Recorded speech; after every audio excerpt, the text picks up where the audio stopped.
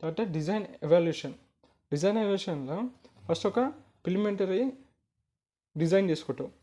ఆ డిజైన్కి ఒక ప్రోటోటైప్ ఇంటర్ఫేస్ డిజైన్ చేస్తాం.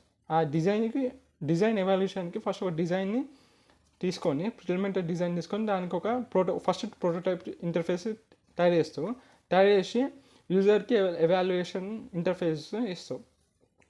తర్వాత ఎవాల్యుయేషన్ ఈ స్టార్టెడ్ బై ద డిజైనర్ అనేటోడు నువ్వు చేసిన యూజర్ ఎవాల్యుయేషన్ ఇంటర్ఫేస్ ఏదైతే ఉందో దాన్ని ఇస్తావు డిజైనర్కి.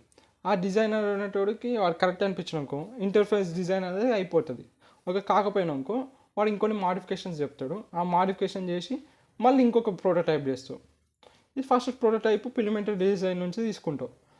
ఒకవేళ వాడికి నచ్చకపోతే, డిజైనర్కి నచ్చకపోతే వాడికి కావాల్సిన మాడిఫికేషన్స్ చేసేసి ఇంకొక ప్రోటోటైప్ చేస్తాం. తర్వాత మళ్ళీ యూజర్ అండ్ ఎవాల్యుయేషన్స్ ఇంటర్ఫేస్ తయారు చేస్తాం. మళ్ళీ ఇంకొకటి యూజర్ కావాల్సిన ఇంటర్ఫేస్ చేస్తూ మళ్ళీ డిజైనర్కి వెళ్తుంది.